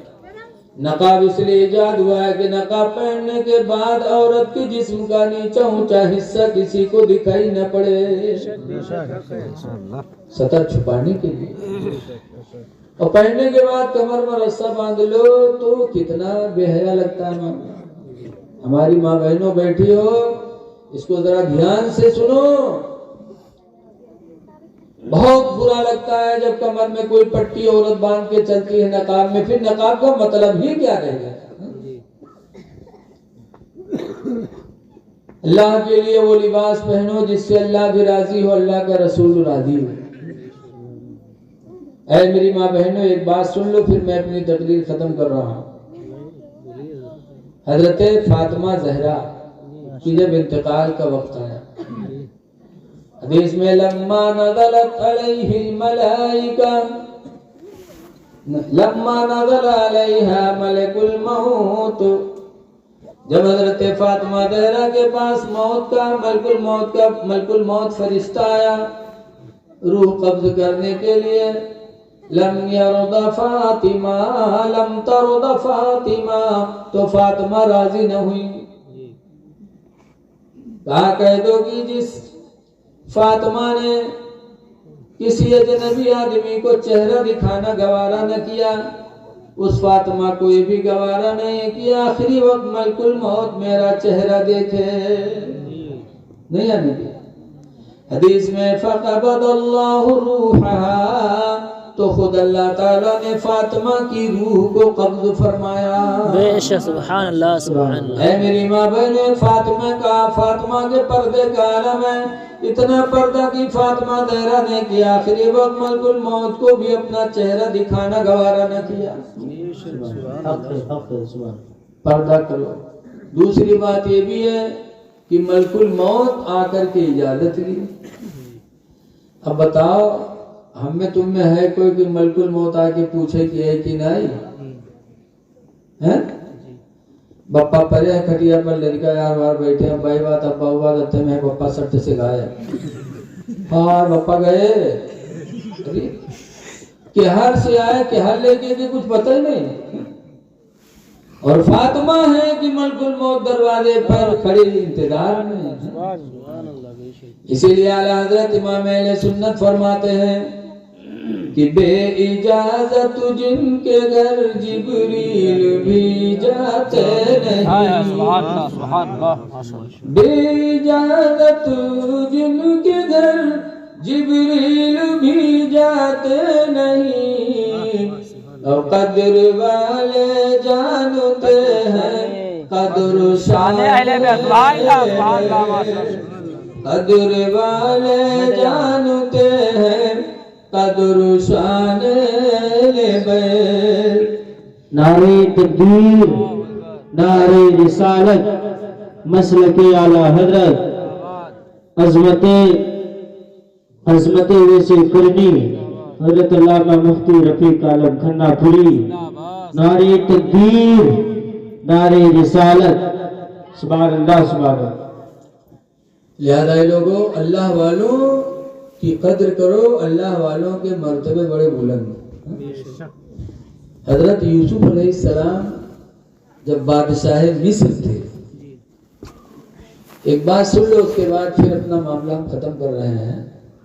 वैसे करने के ताल्लुक से उसका भी ताल्लुक है कि हजरत यूसुफ अलैहिस्सलाम के भाइयों ने मारकर कुएं में डाला था, आप लोगों ने सुना हो।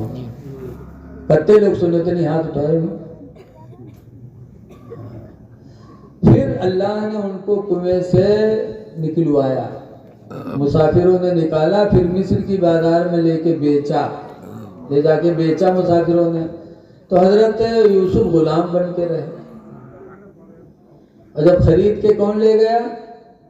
मिस्र के बादशाह अजीज मिस्र जब यूसुफ अलैहिस्सलाम को खरीद के ले गया, तो यूसुफ अलैहिस्सलाम जब गए और बादशाह मिस्र की बीवी जुलेखा ने देखा हजरत यूसुफ का चेहरा, तो जुलेखा की शादी से पहले अल्लाह ताला ने जुलेखा को ख्वाब में यूसुफ अलैहिस्सलाम की सूरत दिखाई थी। जुलेखा की शादी नहीं हुई थी, तब ख्वाब में जुलेखा को यूसुफ अलैहिस्सलाम की सूरत दिखाई थी, और इशारा हुआ था कि इन्हीं से तुम्हारी शादी होगी। और शादी हो गई मजीद मिस्र से। जब जुलेखा वहां पहुंची, मजीद मिस्र का चेहरा देखा तो दिल में नफरत की, ये वो चेहरा है ही नहीं जिसको ख्वाब में मुझे दिखाया गया था। तो उस चेहरे का इंतजार था जुलेखा को कि वो चेहरा कहाँ जो मुझे ख्वाब में दिखाया गया था। यूसुफ अलैहिस्सलाम जब बिक करके मिस्र की बाजार में गए, बादशाह के घर में गए, जुलेखा की निगाह पड़ी, तो जुलेखा ने कहा, हाँ यही वो चेहरा है जो मुझे ख्वाब में दिखाकर बशारत दी गई थी।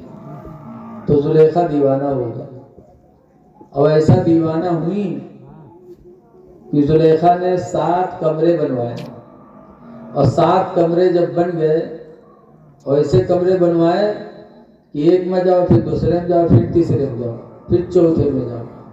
इसी तरीके से बनवाया। फिर जुलेखा यूसुफ अलैहिस्सलाम को लेके गई, और जब आखिरी कमरा में पहुंची, सब में ताला मारते जाते थे, आखिरी कमरे में जब गई, जुलेखा ने यूसुफ अलैहिस्सलाम से मिलना चाहा।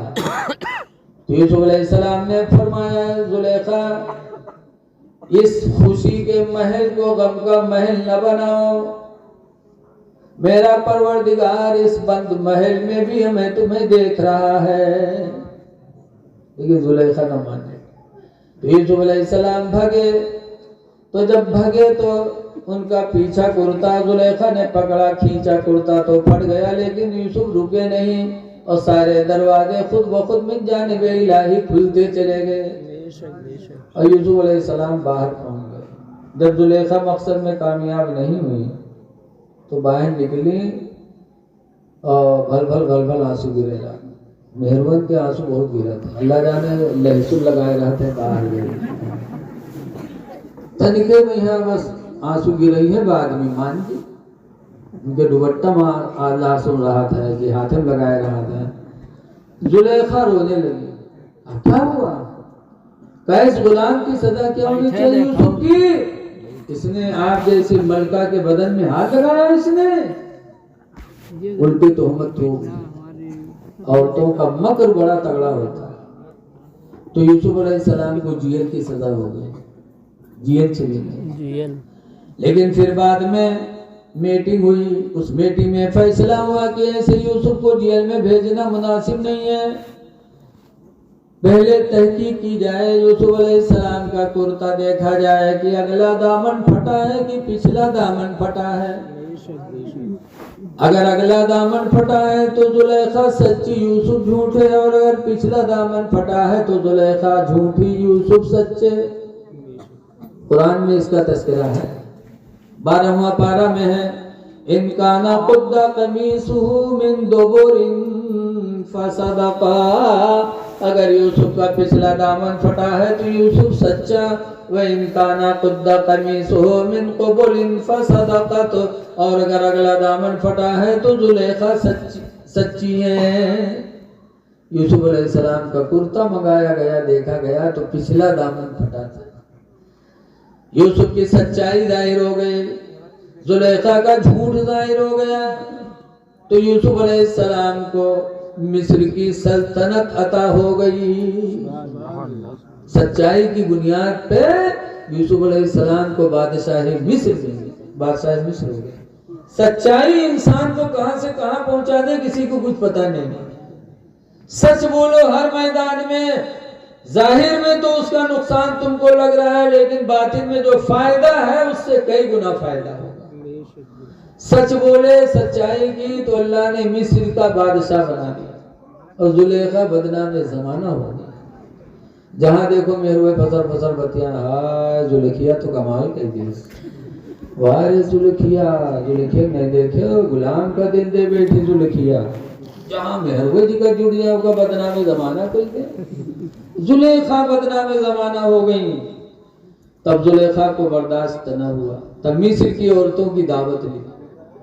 मिस्र की औरतें आई दावत में, दस्तरखान सजा, औरतें बैठी, सबके हाथ में जुलेखा ने एक एक लेमू एक एक चाकू दे दिया और कहा कि इस यूसुफ के लिए तुम लोग मुझे बदनाम कर रही हो, ये लेमू उस वक्त काटना जब मेरा यूसुफ तुम्हारे सामने आएगा। ठीक, बुलाओ तुम्हें अपने यूसुफ का, देखे तुम्हारे यूसुफ कौन में है। गई जुलेखा, यूसुफ अलैहिस्सलाम से कहा, ऐ जाने जाना जरा बाहर आएगा।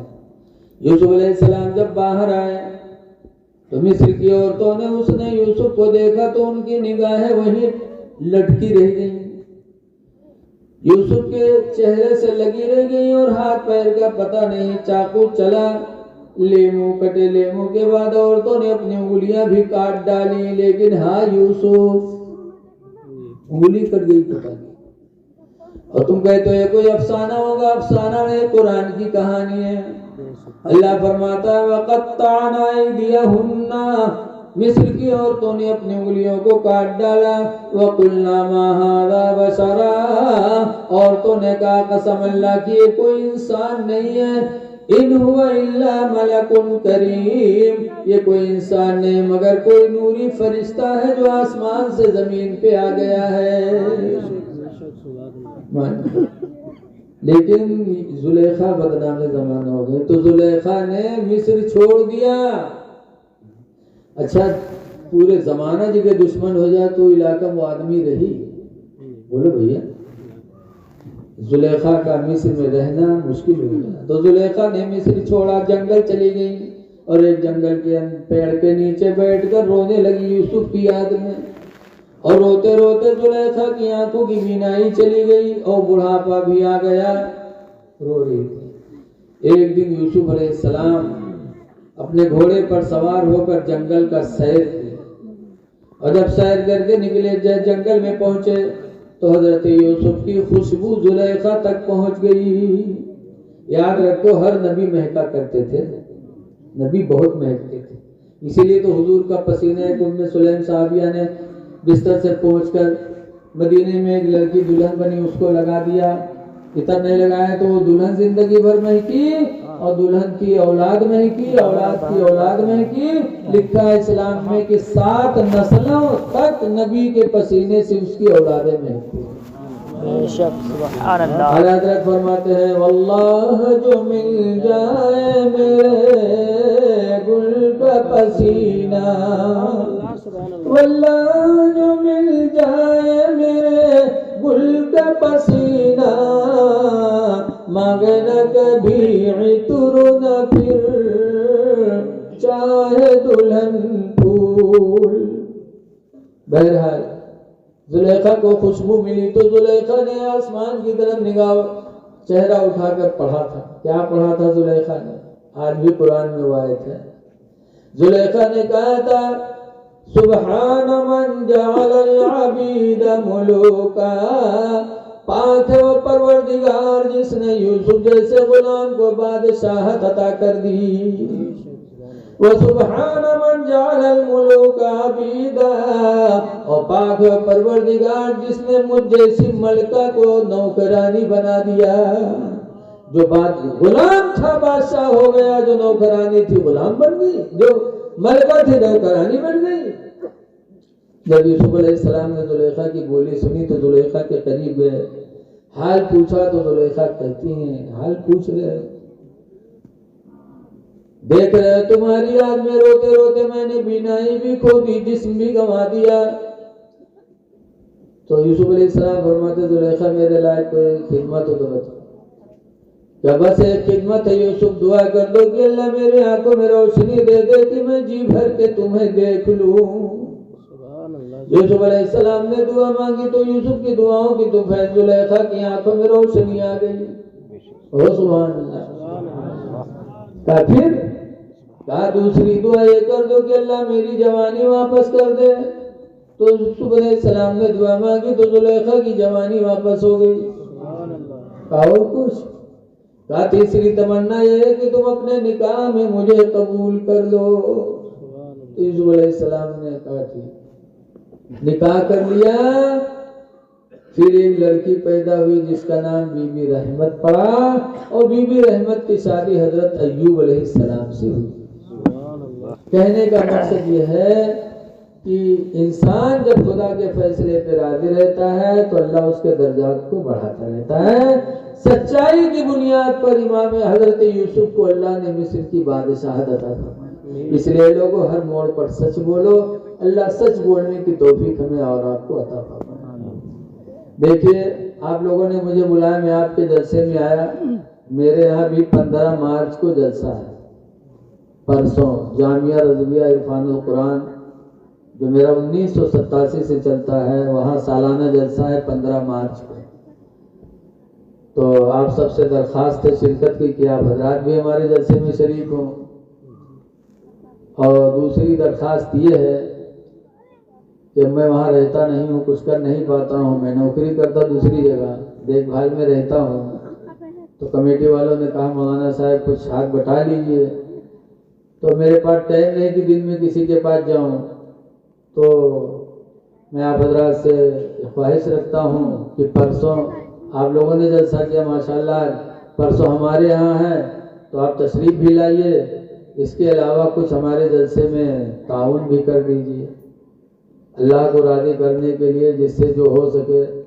मैं नहीं कहता इतना दो, लेकिन अल्लाह को राज़ी करने के लिए बंद मुट्ठी में जिससे जो हो सके। मदरसा जामिया रज़विया इरफानुल कुरान के सालाना जलसा में हिस्सा ले लो और सोचो ना ये हाथ का मैल है। आज अल्लाह ने आपको देने वाला बनाया है, मांगने वाला नहीं बनाया है। अल्लाह का शुक्र अदा करो कि भिखारी खुदा ने नहीं बनाया। अल्लाह चाहता तो हमको आपको भिखारी भी बना सकता था, लेकिन अल्लाह ने भिखारी नहीं बनाया, देने वाला बनाया है। लिहाजा लोगों अल्लाह ने पैदा किया, उसी के नाम पर आपको देना है तो खुश दिली से दे दो। खुदा जाने कौन सा सदका आपके आने वाली बलाओं को दूर कर दे।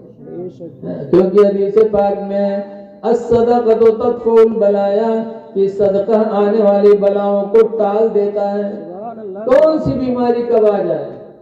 मैं सच बता रहा हूँ, आज मैंने ख्वाब देखा था कि गड्ढे में पानी भरा है, पानी लोगों ने निकाल दिया तो उसमें मछलियां बहुत बड़ी बड़ी हैं। मैंने भी मछली पकड़ा। तो लोग बताते हैं कि मछली का ख्वाब पैसा मिलना हो, तो सुबह हम बहुत कुछ को मिले वाला, और मिले के बजाय ऐसी मुसीबत सर पे आ गई कि अल्लाह रहम करे। बहरहाल अल्लाह जिस हाल में चाहे बंदे को रखे। तो ये हुजूर के जलसे के लिए मैंने आपसे कहा, माशाअल्लाह बड़ा दिल खुश हो गया। आपसे मैंने कहा अपनी हैसियत के मुताबिक जिससे जो हो सका दिया, और जो नहीं दिया अगर हो तो उससे भी गुजारिश से दे दे। अब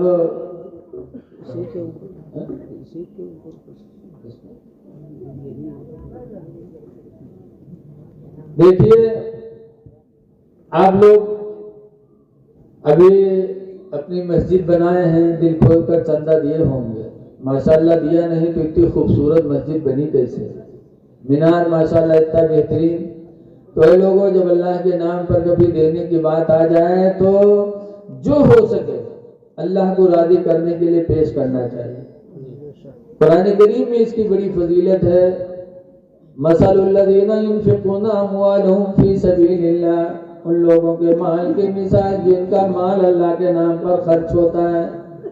कमसले हब्बा, उस दाना की तरह है। अंबता तो सबआ सनाबिला, जो दाना जमीन में जाने के बाद 7 बालियों को लेके निकला करता है। फी कुल्ले सुम्मुलतिन मियतु हब्बा, हर बाली के अंदर 100 दाना होते हैं। एक दाना जमीन में जाने के बाद 700 दानों को लेके ऊपर आता है। ऐसे जब कोई बंदे मोमिन अल्लाह के नाम पर एक देता है तो अल्लाह ताला उसे 700 का अजर अता फरमाता है। हजरत अली शेर खुदा रज़ी अल्लाह ताला अन्हु ने इस पे रिसर्च किया। एक दिन हजरत अली के घर में बड़ी गरीबी, खाना नहीं, तो हजरत अली ने अपना, हजरत फातिमा ने अपना दुपट्टा दिया, कहा ये दुपट्टा ही बेचकर कुछ राशन दे। हजरत अली शेर खुदा गए, वो दुपट्टा बेचा और बेचने के बाद रवायतों में 6 रुपया का लिखा। 6 रुपया लेके घर राशन की तरफ चले थे कि रास्ते में किसी फकीर ने मांगा, अली अल्लाह के नाम पर दे दो, तो हजरत अली ने उसे दे दिया और खाली हाथ घर चले। जब खाली हाथ घर चले तो रास्ते में एक आदमी कीमती ऊँटनी लेके मिला। कहा अली खरीदोगे? कहा नहीं यार, घर में खाना है, तुम बात ऊँटनी खरीदे? कहा तो उधारे ले लो। कहा उधार देना तो पड़ेगा? कहा होगा तो देना, ना होगा तो ना देना, लेकिन ले लो। हजरत अली शेर खुदा को ऊँटनी उसने पकड़वा दिया, कहा ले जाओ। वो गायब हो गया। लेके चले चंद कदम तो फिर एक साहब मिले, नूरानी चेहरे वाले। कहा बेचते हो? कहा बेचते हैं। कहा कितना? कहा जो दे दो।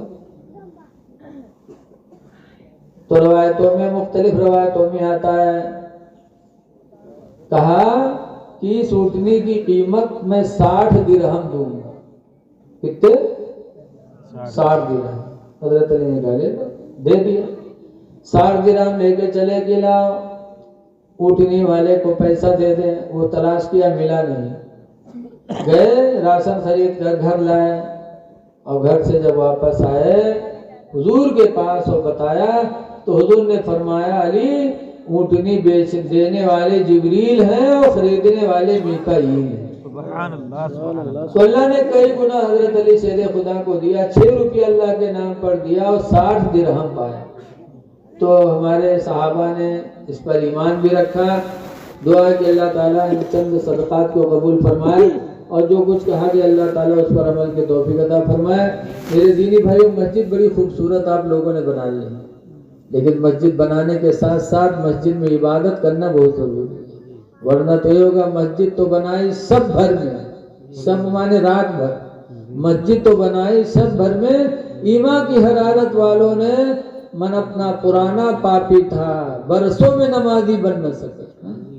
कोई हाल है तो बनाया है, खुदा आपकी कमाइयों में बरकत दे और मस्जिद को आबाद भी करिए। पंजगाना नमाज बाजमात मस्जिद में पढ़िए। हदीस पाक में है, हुजूर फरमाते हैं, बश्शिरुल मशाईना फिल ज़ुलम इलल मसाजिद, अंधेरी रातों में मस्जिदों में जाने वाले लोगों को खुशखबरी सुना दो। बिन नूर तामी यौमल क़यामा, क़यामत के दिन पूरा पूरा नूर अल्लाह उन्हें अता फरमाएगा। तो मस्जिद आबाद करो, अल्लाह ताला हमको अमल की तौफीक दे। खड़े हो जाइए, सलातो सलाम।